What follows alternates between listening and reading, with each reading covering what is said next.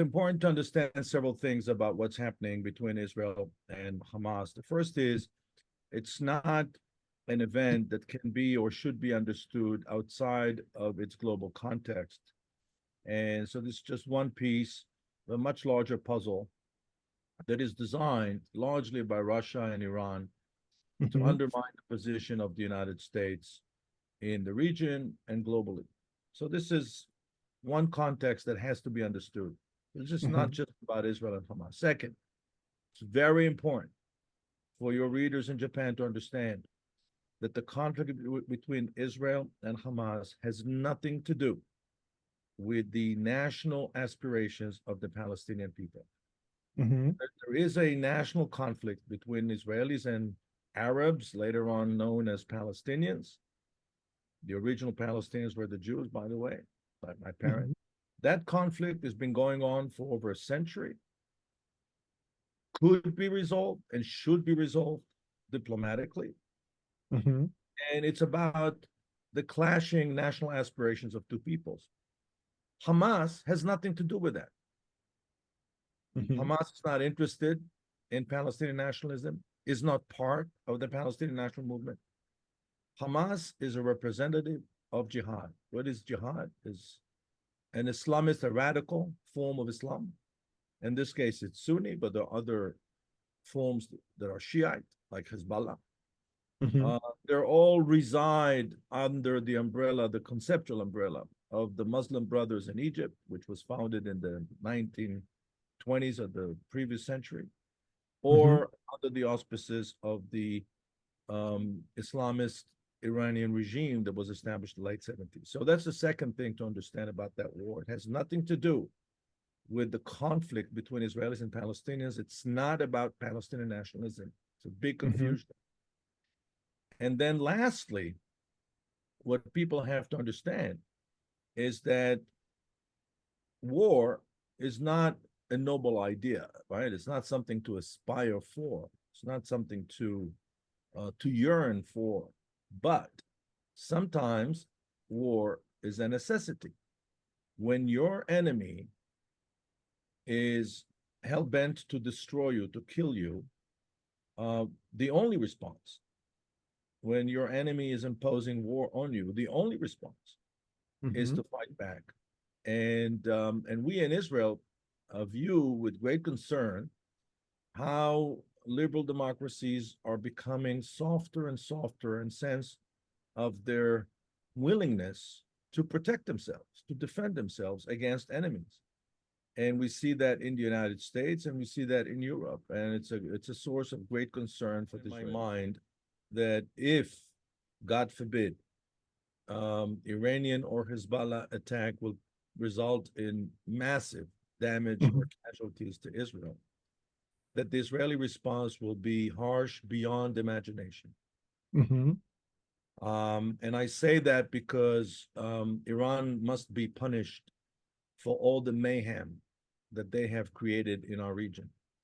And they already crossed the red line in April, launching 322 ballistic missiles and drones.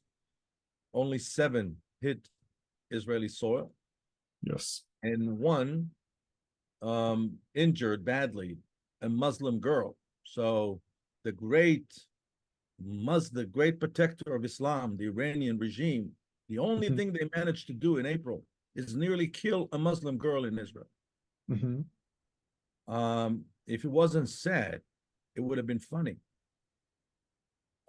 So I think they will think 10 times before they will attack Israel. And they should keep in mind that if, God forbid, they will be quote unquote successful, inflicting significant harm, the Israeli response will be harsh beyond imagination. Okay. So do you believe that there's a possibility of full-scale, some kind of war between Iran and Israel? Absolutely. And I think that it's certainly a scenario that we should take into consideration. I know the United States is reluctant, the Europeans are reluctant, but I'm afraid the Iranians are not leaving us any choice. And there will be a point where the Western world will have to decide, are we taking military action against Iran or not? Mhm. And it's important for your readers and listeners to know that Israel has no issue with the Iranian people. In fact, the Iranian people are perhaps the most ripe people for democracy in the entire region. Mhm. Israel's issue and the United States issue is with this Iranian regime, and we have no real understanding why. I mean, we do understand why, but really, from when you look at it in rational political terms, geopolitical terms, Israel has no immediate conflict with Iran, never had. We Mhm. don't have any dispute with them over energy. We have no dispute over borders. We have no dispute over water. These are usually the reasons why countries go to war. Here, you have a regime that, for whatever reason, ideological Islamist reason, decided to eliminate the Jewish state, the only Jewish state. And they're Mhm. saying it. They're not afraid of saying it. And so the expectation of the world that we would show restraint and this, Israel tried that before. The response to the attack in April was very restrained. If they will inflict harm, inflict significant damage on Israel, I don't think Israel will display the same kind of restraint. In fact, I think that the mood in Israel is is extremely supportive. When you look at the Israeli people, their resolve, their resilience, Mhm. will be extremely supportive of a harsh Israeli response.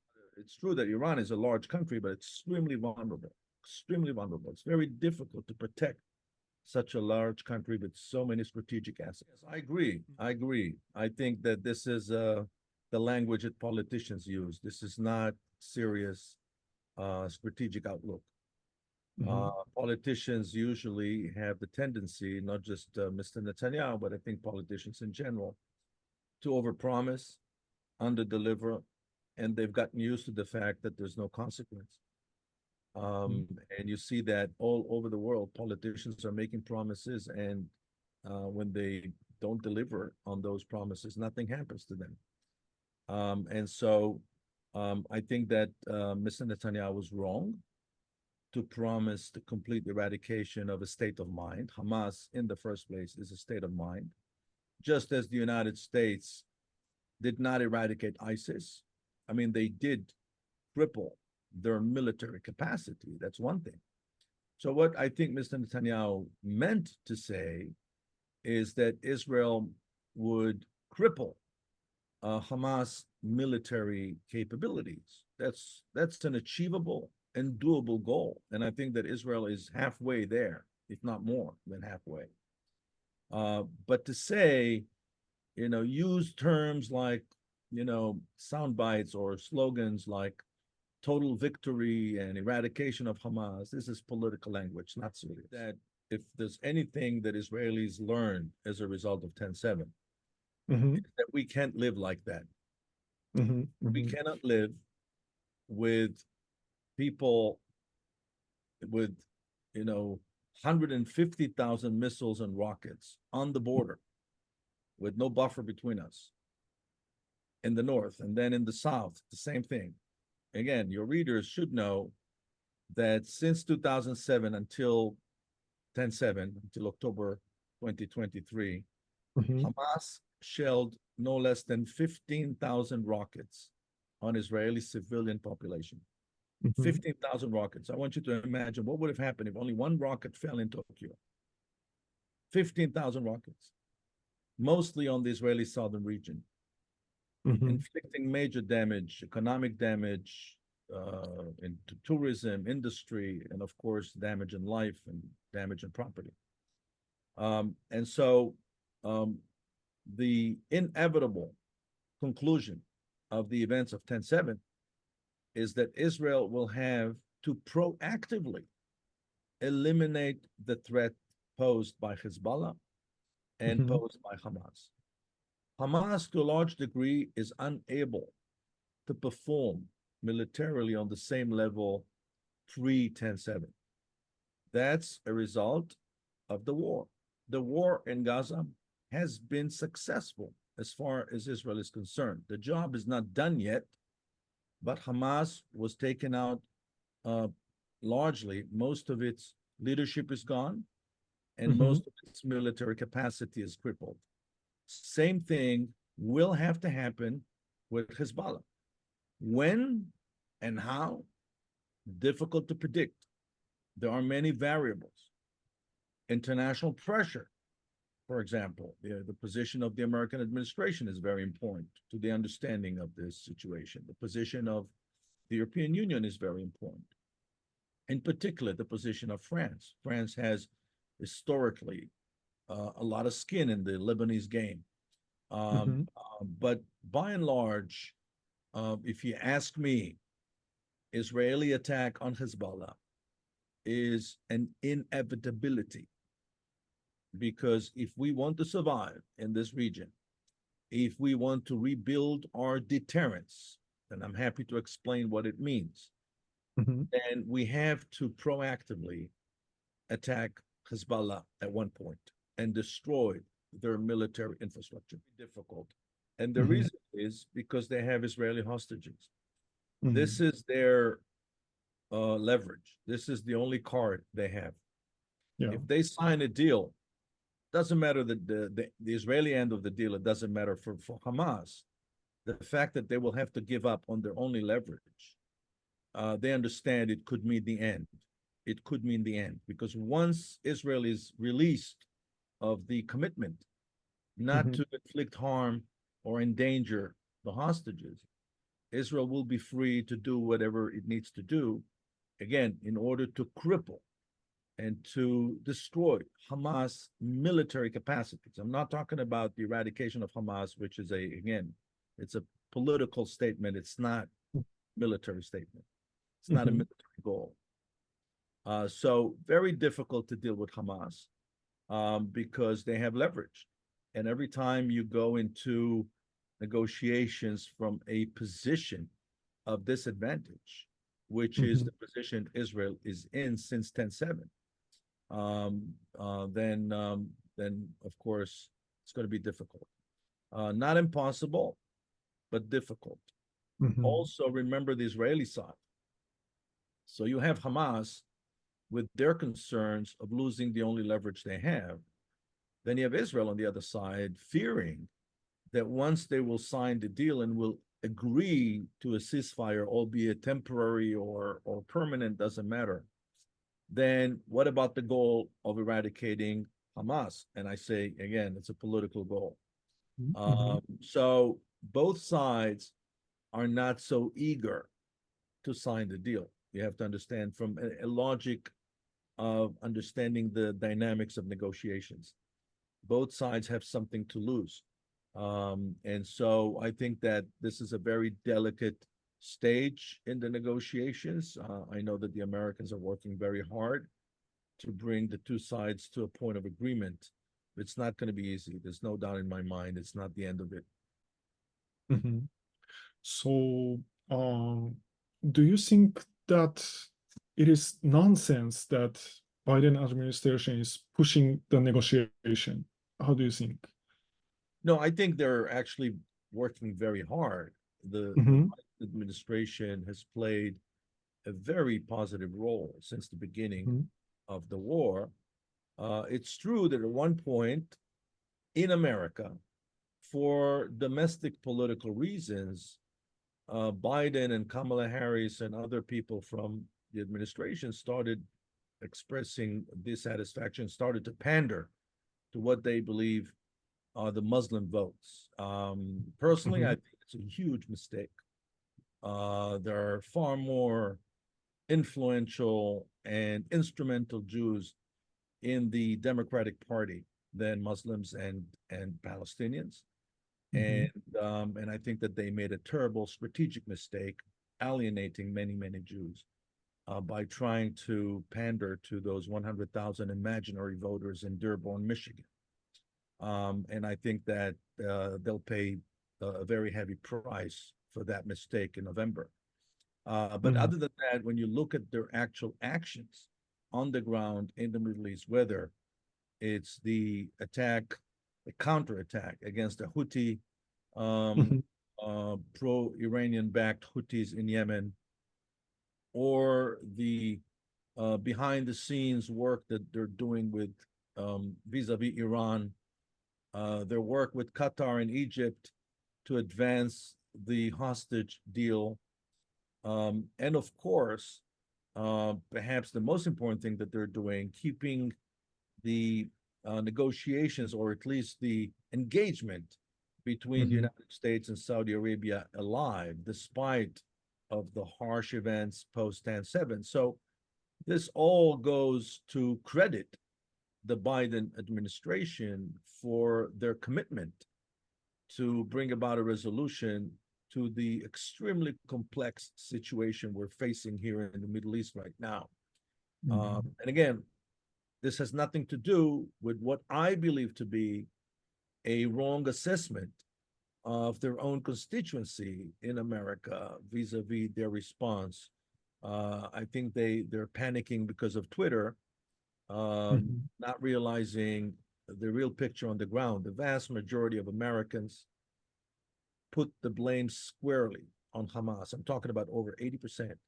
Even Mhm. when you're talking about what's happening on campus, over 80% of students and faculty of the 21 million students in the United States, there are 5,500 universities and colleges, over 80% disagree with the pro-Palestinian protesters. So the pro-Palestinian crowd that broke into the disrupted Kamala Harris campaign event recently are alienating rank and file, middle of the road, well meaning American voters. And the idea that the elections will be decided in one Mhm. particular county in Michigan, I Mhm. think, ask me as an observer, is a wrong idea. And they have a lot more to lose among 7 million Jews in America that are 75% traditionally vote for Democrats Mhm. than those Muslims in Dearborn, Michigan. Uh, how do you think the Palestinian side has changed since the Oslo agreement? Certainly, they became more radical. The historical failure was the failure of Yasser Arafat to Mhm. effectively deal with Hamas in the early 1990s. Mhm. When Hamas was not so well established, it was young, relatively speaking. And the expectation on the Israeli side, I can tell you that this was our assessment. This was Israel's assessment. Israel's official assessment was that once we will allow Arafat back into the territories, then he will immediately do the same thing that national leaders did throughout the history of nationalism. He will effectively eliminate his own domestic opposition. Mhm. That's what the Zionist movement did. That's what every national movement did. If you want to survive, you cannot allow your opposition to dictate, your internal opposition. And sadly, he didn't do it. He didn't do it. Abu Mazen, who replaced him, didn't do it. And we're now seeing the consequence of it. Now, the two-state solution is a good idea. I believe Mhm. that ultimately it's the only solution on the table. The Mhm. problem is that post 10/7, it will be almost impossible to convince the Israelis. I'm talking about the Israeli public that this is a viable solution, doable solution, feasible solution. It will be very difficult to convince the Israelis. In the early 1990s, the situation was different. Having said that, it's extremely important for your readers and viewers to understand that the obstacle was always the Palestinians. They rejected every solution that talked about the division of this land, from the Peel Commission in 1937 to the United Nations Partition Plan in 1947, all the way to their response to the rejection of the Clinton Plan, which Israel accepted and the Palestinians rejected, the Olmert Plan, which Israel accepted and the Palestinians rejected in 2008, all the Mhm. way to their response to the Gaza pullout of 2005. You think about it. What happened in 2005? Israel pulled out of Gaza, thus fulfilled the Palestinian territorial fantasy. They said, here, Gaza is all yours. Turn it into Japan of the Middle East, right? Turn it into Tokyo of the Middle East. They turned it into one big armament depot and a launching pad for repeating attacks against Israel, trying to implement the radical Islamist view, whereas killing Jews, not just Israelis, Jews, is a religious commandment. That's what the Palestinian Hamas charter says. Killing Jews is a religious commandment. I want you to understand the political, the social, and the cultural climate that produced 10-7. And so if you ask me about the two-state solution, yes, in theory, it's the only solution that is really makes sense. Is it going to happen? Not in the near future. I think that we will have to wait perhaps a generation before we can revisit. Yeah, perhaps a generation, because 10-7 changed Israeli society to the core, to the core. Israelis have zero trust in the Palestinians. Doesn't matter which Palestinians, zero trust. You mean not only Hamas, but Palestinians? Palestinians in general. And I think that what contributes to that is the overwhelming support that Hamas received post 10-7. This is before the Israeli military invasion into Gaza. Every public opinion survey indicated close to 90% support among rank and file Palestinians in what Hamas did. All right, so that was a moment. Now, another element, the Israelis were also looking to Muslim clergy throughout the Muslim world, because remember, and again, extremely important for our readers to realize that on 10-7, Hamas also murdered not only nearly 1,400 Israeli civilians and some soldiers. Among them, there were tens of Muslims. Yet, we have not heard any so-called moderate Muslim clergy condemning what happened on 10-7. We have not heard any serious Islamic opposition to the murder of Muslims on 10-7. To the murder of Muslims. Right? So all those complexities that I'm sharing with you now are rarely reported in Western media. We have not heard, for example, not one serious feminist organization, I say feminist quote unquote, that condemned the mass raping of women on 10-7. Women were raped, their bodies were mutilated, and then they were murdered. There's evidence. There are eyewitnesses. There's a legal case. Yet not one serious feminist organization. In fact, there were some feminists, quote unquote, in American academia that went as far as saying that this was the raping of women, this coming from a feminist, is a legitimate tool of resistance. I wonder what would have been their response if Hamas terrorists had raped women on their campus in San Francisco. Captured on video, but so here's what happened. During the music festival, the terrorists captured women, Israeli women, and went to places where they thought that no one can see them, where they raped them in groups. What they did not realize is that there were Israeli survivors in the field hiding, witnessing what they did. And there are several cases, the same pattern repeated itself. They were raping women, cutting their body parts when they're still alive, Mhm. and then murdering them. So none of the women that were brutally raped survived. We Mhm. have other women that reported sexual harassment and sexual abuse that survived, especially among the women that were released during the first phase of the hostage deal. But those brutal rapes that ended obviously with murder, we don't have, other than the eyewitnesses, we don't have any other evidence. It was not taped. Mhm. Because, and I work with politicians, and Mhm. so they rarely like each other. There are no real friendships on that level. And so, yeah, I understand President Biden does dislikes Mr. Netanyahu. I get it. Many people dislike Mr. Netanyahu. Um, but that doesn't mean anything.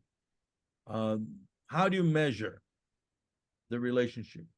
In realpolitik, you look at the compatibility of the self-interests of the two countries. And the Mhm. self-interests of Israel and the United States remain compatible at the highest level possible. So when you look at the relationship between the security establishments of the two countries, you Mhm. see a very strong level of cooperation, a very high level of transparency, a very high level of respect. So yeah, so at the top, Mr. Biden doesn't like Mr. Netanyahu, and most Israelis get it. It happens. Nobody, has to like his or her political counterparts. And I'm sure the same thing can be said about many other leaders in the world.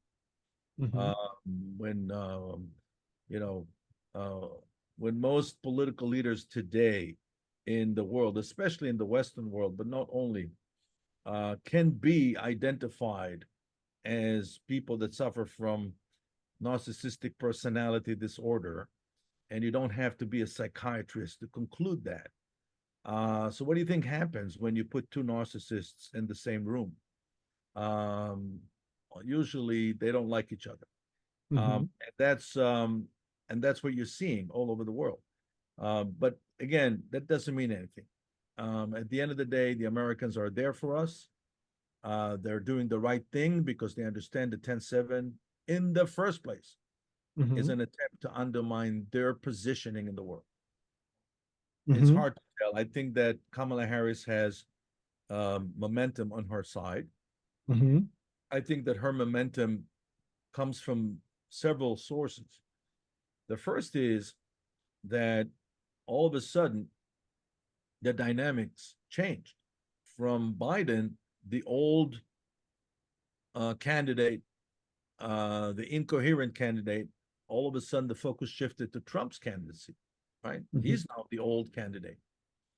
Secondly, the opportunity to vote, to cast a vote that will make an historical change is a big temptation for voters.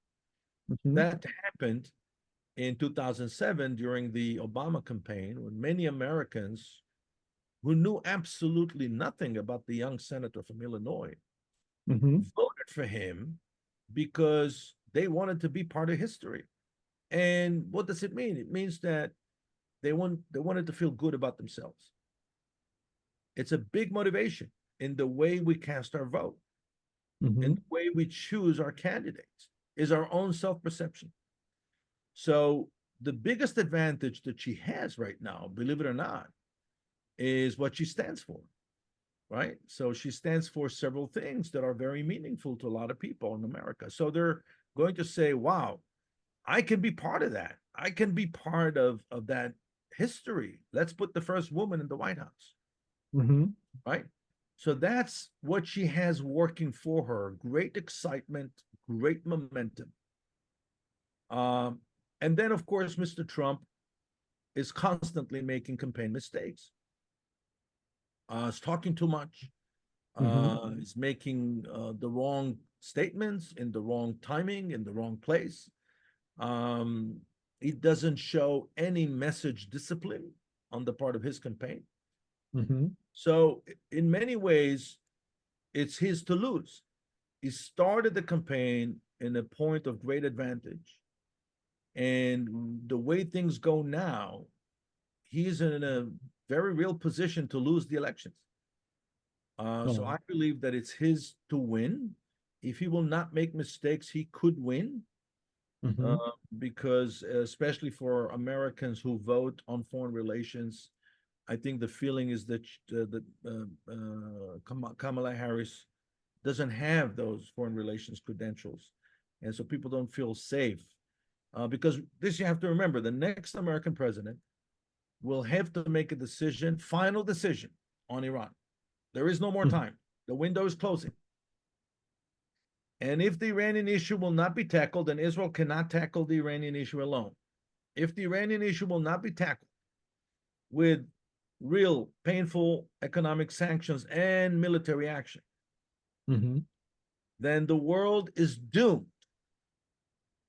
to an era of instability, especially in this part of the world, because that's what Iran is all about. Mm-hmm. Instigating trouble, chaos for the sake of chaos. We have to understand that. And so, whoever is going to be in the White House, that's going to be their main task, is to make a decision on Iran. Mm-hmm. The Clinton administration avoided it. The Bush administration avoided it. The Obama administration avoided it. Mr. Trump in his first term avoided it. Mr. Mm-hmm. Biden avoided it. No more time. No more time. The window is closing because once Iran becomes nuclear, Mm-hmm. that's it. It's become untouchable. Mm-hmm. We don't know enough about her foreign policy to comment. Mm-hmm. Um, I can tell you that the era of American disengagement started following the perceived or the American public's reaction to the perceived failure of the war in Iraq. And it started during the second term of George W. Bush, and certainly was the tone, the main tone of the two Obama administrations. And so I can't tell you I don't have an answer to that question. I don't know enough about her foreign policy. Mm-hmm. And just the fact that this is not her forte doesn't mean that she will do the wrong thing. I hope she won't. I hope that she will do the right thing. What kind of role do you think Japan can take in this current situation of Middle East and Israel? So that's an excellent question. So first of all, research that we conducted in Japan over the years indicated that the vast majority of Japanese have no interest in the Middle East. So we know that the Japanese constituency, and for a good reason, why should they care about the Middle East? Especially the conflict between Israelis and Palestinians, or the conflict between Israel and jihadism, the conflict between the West and jihadism. Now, in the high days of the Oslo process, which started secretly in the spring of 1993, Japan played a key role in what we call the Regional Economic Development Negotiation Group, whereas Japan uh, undertook the responsibility to prepare plans for regional economic development. Mhm. And I think that Japanese people are very strategic, very innovative, and very good at what they do. And I think that this is what Japan can contribute, a plan for the day after of how we rebuild Gaza. Um, Large parts of Gaza are physically destroyed because it's a war zone, and that's what happens in war. Mhm. But beyond the physical rebuilding of Gaza, how do we build a viable system, civil service, effective police force, desalination plants, proper infrastructure for transportation, public transit, and so on and so forth. There's so many things, the court system. There's so many things that we need to do in Gaza. We will need the help of the international community. And just as Japan was there in the mid 1990s, helping a great deal, and I remember their contribution very favorably, including, for example, there was a project that Japan undertook of fixing and maintaining the border crossings between Israel and Jordan. For example, I remember that from the 1990s. Just as they were there willing to help in the 1990s, I think that such a plan would be greatly appreciated by both Israelis and Palestinians. The timetable is unclear because of the hostage deal.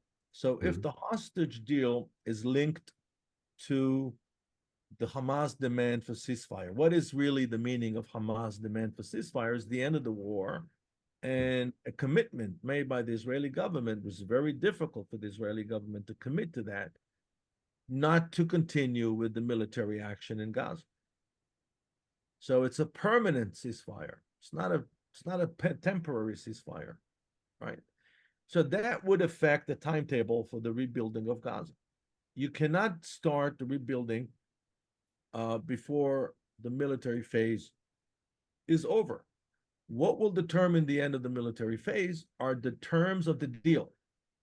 If the deal will allow, let's say that the deal uses the term permanent ceasefire, that means the end of the war. Then you can begin with the rebuilding of Gaza. But if the deal will say temporary ceasefire, it means that Israel could go back into Gaza and continue the fight, which I suspect this is what the Israeli government wants. So the deal that is being negotiated right now as we're having this discussion, people are sitting in Doha negotiating it. So I think it will determine the timetable for the rebuilding of Gaza. But again, it's a generational effort. This could take 10, 20 years to create a system in Gaza that will not allow the radicals to dictate the outcomes. Because what happens when you let Hamas to take over a place like Gaza with 2.5 million people, and they're not interested at all in the well-being of those 2.5 million people, that's the result. Hamas was never about a better future for the Palestinian people. Hamas was never about taking care of the Palestinian people. Hamas was always about taking care of themselves.